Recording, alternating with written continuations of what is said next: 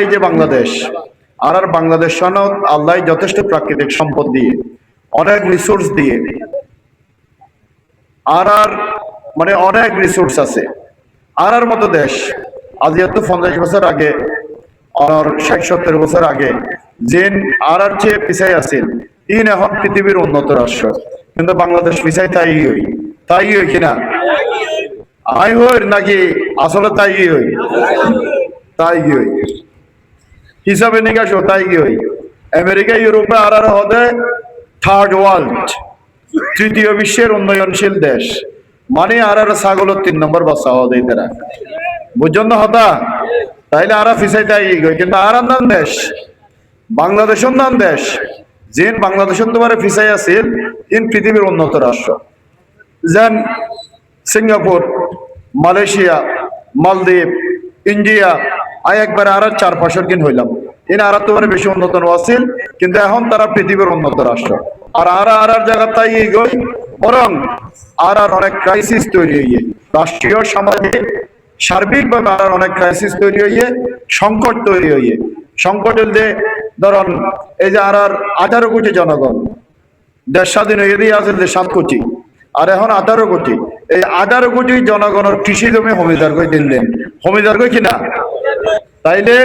আর খাদ্য উৎপাদনের বন্দোবস্ত হমিদার কই ইয়ান্দর বিকল্প কি আর সরকার হলে অনপ্রয়োজনীয় পদক্ষেপ লইয়ে কিনা নয় এরপরে আর ম্যান পাওয়ার বাজে আর ছেলে মেয়ে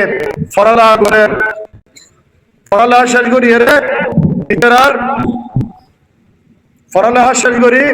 তার চাকরি বাকরি আছে কিনা আছে নাই আর ছেলে মেয়ে হলার চাকরি বাকরি নাই সম্মানিত ভাই হল এরপরে আর দেশের মধ্যে অনেক দেখবেন দেখি যে সামাজিক ন্যায় বিচার নাই, ন্যায় বিচার আছে কিনা, চিকিৎসা নাই আছে কিনা, চিকিৎসা নাই, দুঃখে দুঃখে মরে মানুষ, বর্ণনা দিতে গেলে সময় লাগবে, শিক্ষা নাই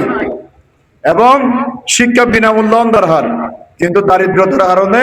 আর মা বাপ হলে পঞ্চায়েত বেগুন ধরে ফরাই পারে না অধ্যক্ষ নামাই না বলাই বিভিন্ন হাজার লাগাই দেয়, তাইলে আজিয়া আর রাস্তাঘাটেও বেহাল দশা এভাবে অনেক যেদিকেই থাকুন আর শিক্ষা নাই, চিকিৎসা নাই, কর্মসংস্থান নাই, এরপরে যোগাযোগ ব্যবস্থা সহ প্রয়োজনীয় অবকাঠামোগত উন্নয়ন নয় এবং দেশের ন্যায় বিচার নাই। এভাবে চলিলে আর গন্তব্য হবে বহন চাই দেখা যায় চিটাং যায়, হাসপাতাল যায় বা করিয়া যায়, এখন গন্তব্য আছে না আর সরকার হলে আর হরে এই গন্তব্য ঠিক করে নেওয়া পারে এখন